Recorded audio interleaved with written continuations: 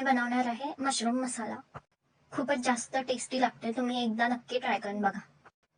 मी इथे एक packet mushroom घेतले, तुम्हाला कुठेही भाजी मार्केटमध्ये सहज मिळून जाईल।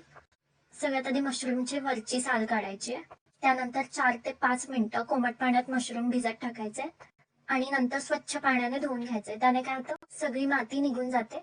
नंतर मी मशरूम कापून घेतले, आता कढई गरम करायला ठेवले आणि त्यात जिरे टाकून ब्राउनिश होईपर्यंत भाजून घ्यायचे।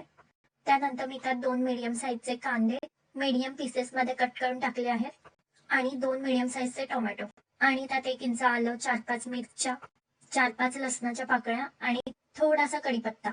हे सगळं हाय फ्लेमवर 4 ते 5 मिनिटं नीट भाजून घ्यायचं आहे। भाजून घेतल्यावर मिक्सर जारमध्ये ट्रान्सफर केलाय आणि त्यात 1 मूठ कोथिंबीर टाकली आणि याची आपल्याला थिक पेस्ट करून घ्यायची आहे।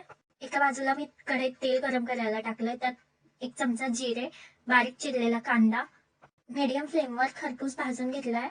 कांदा ब्राउनिश झाल्यावर त्यात आपण बनवलेली पेस्ट टाकायची आणि नीट फ्राय करून घ्यायचंय।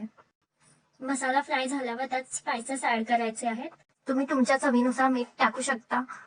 त्यात हळद, धना पावडर, गरम मसाला, थोडेसे हिंग आणि लाल तिखट टाकलंय आणि थोडीशी जिरा पावडर टाकली आहे। हे स्किप केलं तरी चालेल कारण की स्टार्टिंगला आपण जिरे टाकलेले।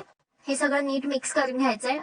सगळे स्पाइसेस तुम्ही तुमच्या क्वांटिटीनुसार, तुमच्या टेस्टनुसार कमी जास्त करू शकता। मी या ठिकाणी सगळे स्पाइसेस 1-1 टेबलस्पून टाकले आहेत। आता आपला मसाला नीट फ्राय झालेला आहे। मसाल्याला तेल सुटायला लागलं की त्यात आपण कट केलेले मशरूम टाकायचे आहेत आणि सगळं नीट मिक्स करून घ्यायचंय। त्यानंतर मी त्यात 1 कप पाणी टाकलंय आणि त्यानंतर सगळ्यात महत्वाचं म्हणजे दही। मी 1 कप दही नीट फेटून घेतलंय, ते त्यात ऍड करायचंय। नंतर झाकण ठेवून 5 ते 7 मिनिटं मीडियम फ्लेमवर शिजून घ्यायचंय। तुम्ही बघू शकता आपला मशरूम मसाला किती मस्त दिसत आहे। वरून त्यात कोथिंबीर बारीक चिरून टाकायची आहे। मशरूम मसाला रेडी।